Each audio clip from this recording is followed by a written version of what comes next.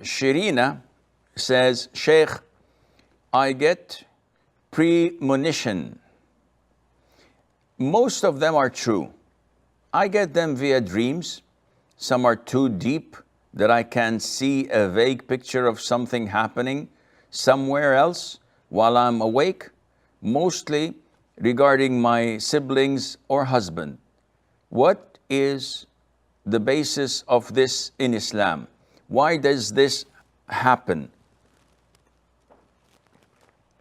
Well, premonition is something that you get. It's like intuition. It's like what they call the sixth sense, where you see things or have the ability to anticipate something that will happen. And most of these premonitions are bogus. The vast majority of them are not true. Yet, because we have so many of them, and there are so many untrue, if we get one that is true, this is only what sticks in your mind.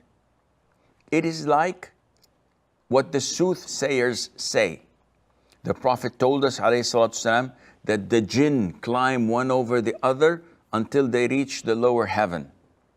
And they eavesdrop to what the angels are saying to one another about what Allah Azza wa Jal has spoken. So they snatch a word and they give it to the one below, while meteoroids start banging them off and killing them.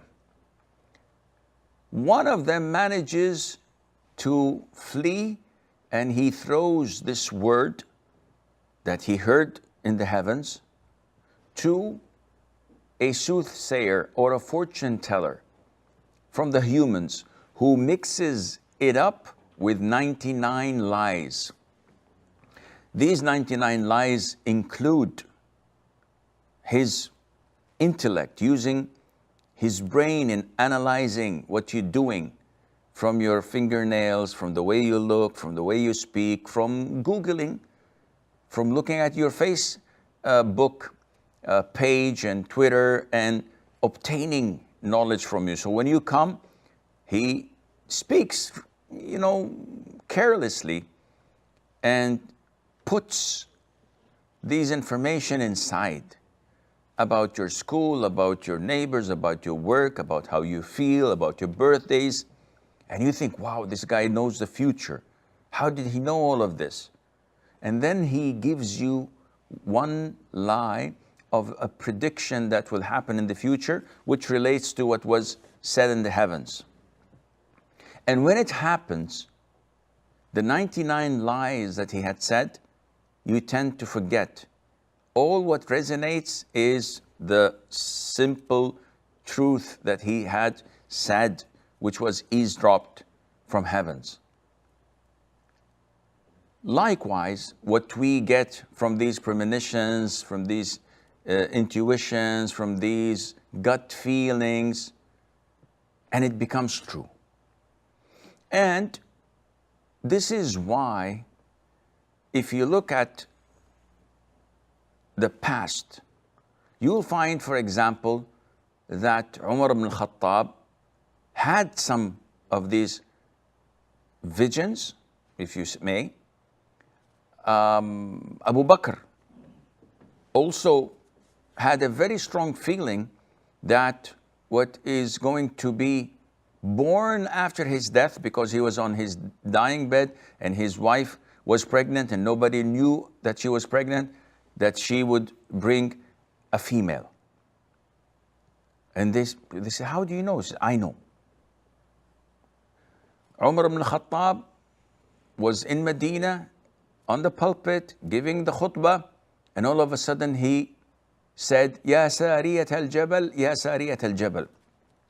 He started to shouting, O Sariyah, go to the mountain, go to the mountain. And then they asked him after the khutbah, what was that? He said, what was what? He said, you said this. He said, I don't know, I was so busy thinking about the army I sent to fight, I think maybe the Persians or the people in Iraq, and they were cornered and they were about to be defeated and killed. So I saw a mountain and I saw the leader of the army whose name is Sariya, and I just thought of telling him to go and to protect your back with this mountain. A month later,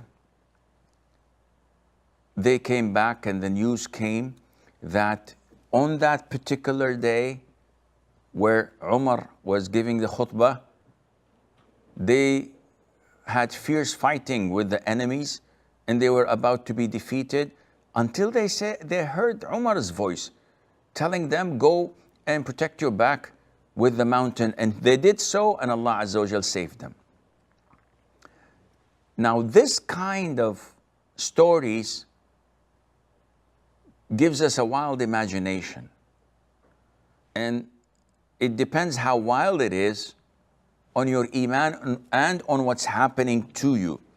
Some folks tend to see dreams that come true. And there's no problem in that, because this was mentioned in the authentic hadith that nothing is left from revelation, from wahi, except truthful visions. And they are one out of 46 branches of revelation. So a truthful person sees truthful visions, and there's no problem in that. The problem is when you become possessed with the idea that whatever I see is going to happen.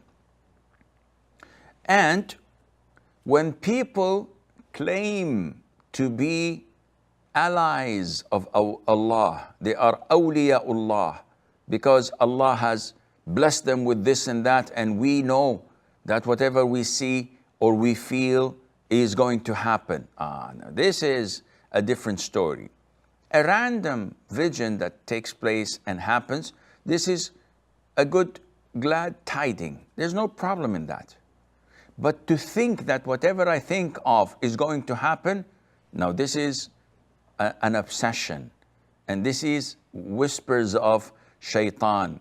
To think that I am of great level of iman because of this, also this is an exaggeration that must be stopped.